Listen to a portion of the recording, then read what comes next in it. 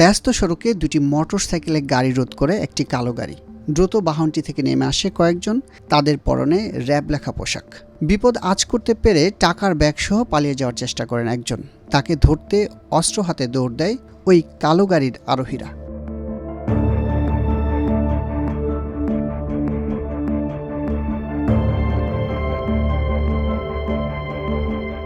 রাজধানীর উত্তরা ১৩ নম্বর সেক্টরের ২ নং রোডের এই ভিডিও সামাজিক যোগাযোগ মাধ্যমে ভাইরাল। র্যাব পরিচয়ে ছিনিয়ে নেওয়া হয় ১,৮,০০,০০০ টাকার বেশি। ক্ষতিগ্রস্ত ব্যবসায়ীরা জানান, কিছু বুঝে ওঠার আগেই ৩ জনকে টেনে গাড়িতে তুলে নিয়ে যায় ছিনতাইকারীরা। টাকাটা নিয়ে বের হয়, তখন একটা মাইক্রোবাসে করে ১০-১২ জনের মতন র্যাবের জ্যাকেট ছিল ওদের গায়ে পরে ওদেরকে আমার ৩ জনকে ৪ জন ছিল, ৪ জনের কাছে ব্যাগ ছিল। একজন পালাইতে ছিল কিন্তু পালাইতে পারে না, আরেকজন দৌড়ায় গিয়ে অফিসে নিয়ে গিয়ে লোকজন ডেকে আনতেই এরা আমার যে বাকি ৩ জন ছিল এই ৩ জনকে নিয়ে মাইক্রোতে উঠায় নিয়ে চলে যেয়ে আমার প্রায় তাও আধা ঘন্টা ১ ঘন্টা হবে, তাই না?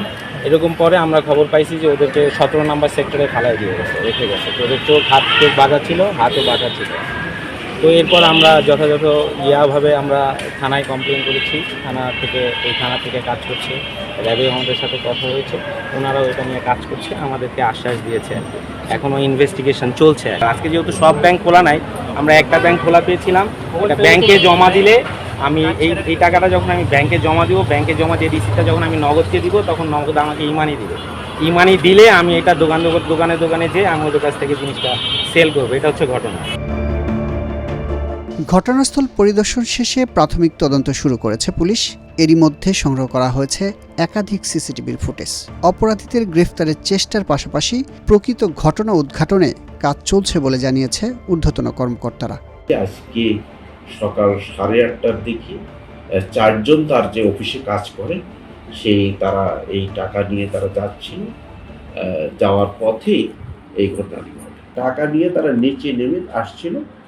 এই স্বল্প ডিস্টেন্সে যখন তারা 12 নম্বর রোড থেকে 13 নম্বর রোডের দিকে যখন রাইট টার্ন করেছে, তখন আগের থেকেই ওখানে এই কালো একটা ভাইস মাইক্রো নিয়ে একরকম ওত পেতে থাকার মতো করে আসলেই রাইট টার্ন করার সাথে সাথে দুটো মাইক্রোটি গিয়ে তাদের গাড়ি দুটোকে ব্লক করে। আমরা ওখানকে সিসিটিভি আমরা ফুটেজ পেয়েছি, সেগুলো আমরা পর্যালোচনা করছি। আমরা গাড়িটার ডিটেলস বের করে চেষ্টা করছি।